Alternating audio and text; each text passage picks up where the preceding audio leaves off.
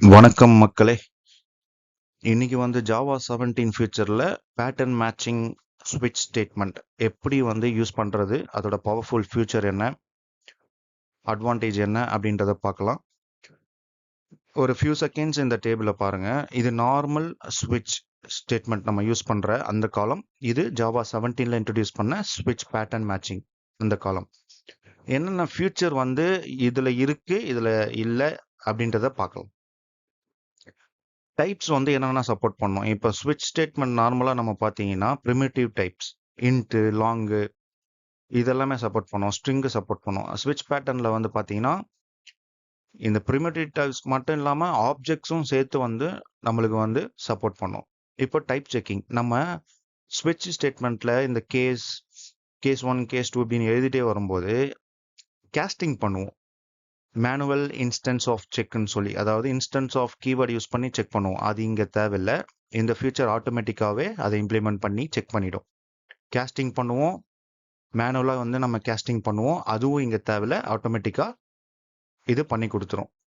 இந்த fall through, அதாவது ஒவ்வொரு ஸ்டேட்மெண்ட் முடியும் போதும், கேஸ் ஸ்டேட்மெண்ட் முடியும் போதும் நம்ம பிரேக் யூஸ் பண்ணுவோம், பிரேக் ஸ்டேட்மெண்ட்.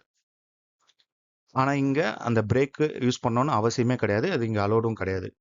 அப்புறம் நல் ஹேண்ட்லிங், இங்கே நம்மளால் ஹேண்டில் பண்ண முடியாது, ஆனால் இங்கே நம்மளால் நல் ஹேண்டில் பண்ண முடியும். ஸோ இதுக்கு முன்னாடி ஜாவா 17ல் சீல்டு கிளாஸ் ஃபியூச்சர் ஒன்று இருக்குது. அதை நம்ம ஆல்ரெடி பார்த்துட்டோம். அதை பார்க்காதவங்களுக்கு லிங்க் வந்து இந்த வீடியோ டிஸ்கிரிப்ஷனில் கொடுக்குறேன். அந்த ஃபியூச்சரும் பாருங்கள். கண்டென்ட் ஃபுல்லாக பாருங்கள். வீடியோ உங்களுக்கு பிடிச்சிருந்ததுன்னா மறக்காமல் லைக் பண்ணி சப்ஸ்கிரைப் பண்ணுங்கள். இப்போது கோடுக்கு போயிடலாம். இது நார்மல் ஸ்விட்சோட கோடு. இது அதையே வந்து இப்போ நான் பேட்டர்ன் மேட்சிங் யூஸ் பண்ண போகிறேன், ஜாவா 17ல் இருக்கிற இந்த பேட்டர்ன் மேட்சிங் ஸ்விட்ச் யூஸ் பண்ண போகிறேன் அப்படின்னா அதோட கோடு இது. ரெண்டுமே ஒரே லாஜிக் தான் பண்ணுது, பட் டிஃப்ரென்ஸை பாருங்கள். எவ்வளோ லைன்ஸ் ஆஃப் கோடு இங்கே எவ்வளோ லைன்ஸ் வந்து கம்மியாக இருக்குன்னு பாருங்கள். இது ரெண்டுமே வந்து பார்த்தீங்கன்னா ரெண்டுமே ஒரே வேலை தான் பண்ணுது. ஆனால் இதோட ஃபியூச்சர் வந்து எவ்வளோ க்ளீனாக பாய்லர் பிளேட் கோட்ஸ் எல்லாம் ரிமூவ் பண்ணி கொடுத்துருக்குன்றதை பாருங்கள். இப்போது எக்ஸாம்பிளுக்கு ஸ்விட்ச் யூஸ் பண்ணுறோம். வெஹிக்கல் அப்படின்னு சொல்லி ஒரு கிளாஸ் இருக்குது. அந்த கிளாஸ் நேம் நான் எடுத்துக்கிட்டேன். அந்த கிளாஸ் வந்து எதுவாக வேணா இருக்கலாம். அங்கேருந்து வரும்போது காராக இருக்கலாம், பைக்காக இருக்கலாம், ட்ரக்காக இருக்கலாம். இப்படி எதுவுமே இல்லைன்னா டிஃபால்ட்டுன்னு நம்ம சொல்லிடுவோம். ஒருவேளை இப்போ காருக்கு எழுதுறோம் அப்படின்னா மேனுவலாக நம்ம கேஸ்டிங் பண்ணுவோம். இது நார்மல் ஸ்விட்சில் நடக்கிறது. Car which is equal to casting இங்கே பண்ணுறோம். இது கார் கிளாஸ் அப்படின்னு சொல்லி வெஹிக்கல் கொடுத்து கேஸ்டிங் பண்ணுறோம். பண்ணிவிட்டு நான் வந்து இது கார் ஆஸ் 4 வீல்ஸ் அப்படின்னு சொல்லி கொடுத்து பிரேக் யூஸ் பண்ணுறேன். ஸோ இதே மாதிரி எல்லாத்துக்குமே பைக்குக்கும் மேனுவல் கேஸ்டிங் பண்ணுவோம், பிரேக் யூஸ் பண்ணுவோம். ட்ரக்குக்கும் மேனுவல் கேஸ்டிங் பண்ணுவோம், பிரேக் யூஸ் பண்ணுவோம். டிஃபால்ட்டுக்கும் பிரேக் யூஸ் பண்ணுவோம். இங்கே வர்றது எதுவுமே இல்லை அப்படின்னா ஒரு சிஸ் அவுட் கொடுத்து அன்னோன் வெஹிக்கல்னு சொல்லி நம்ம பிரிண்ட் பண்ணிடுவோம்.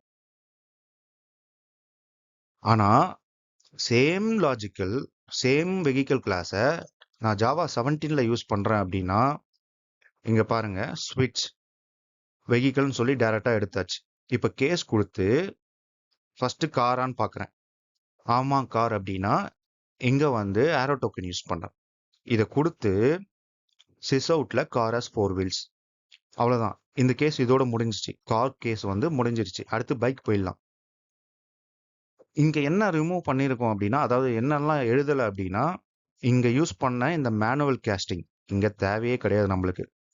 இங்கே யூஸ் பண்ண பிரேக் ஸ்டேட்மெண்ட் அதுவும் நம்மளுக்கு இங்கே தேவையே கிடையாது. சிம்பிளாக அழகாக இந்த மாதிரி எழுதலாம். ஸோ அதே தான் வந்து case பைக்குக்கும். system.out.println bike has 2 wheels. Truck system.out.println truck has 6 wheels. Just gas கொடுத்து அது என்ன கிளாஸோ அதுக்கு ஒரு நேம் கொடுத்துட்டு அதை அப்படியே நான் டைரெக்டாக இம்ப்ளிமெண்ட் பண்ணி பிரிண்ட் பண்ணிடுறேன். எதுவுமே இல்லை, காரும் இல்லை, பைக்கும் இல்லை, ட்ரக்கும் இல்லை, டிஃபால்ட் வேல்யூ ஒன்று கொடுப்போம். டிஃபால்ட்டாக இதை பிரிண்ட் பண்ணுன்னு சொல்லுவோம், அன்னோன் வெஹிக்கல். அவ்வளோதான்.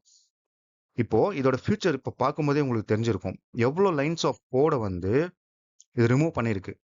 ஸோ நம்மளுக்கு பெர்ஃபார்மன்ஸ் வைஸும் இம்ப்ரூவ் பண்ணி கொடுக்கும்.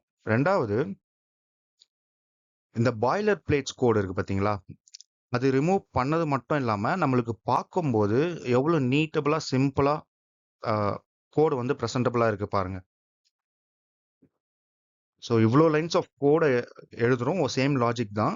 பட் அதையே இங்கே வந்து இவ்வளோ கம்மியான லைன்ஸில் இந்த ஸ்விட்ச் ஸ்டேட்மெண்ட்டை நம்ம எழுதி முடிக்கிறோம்.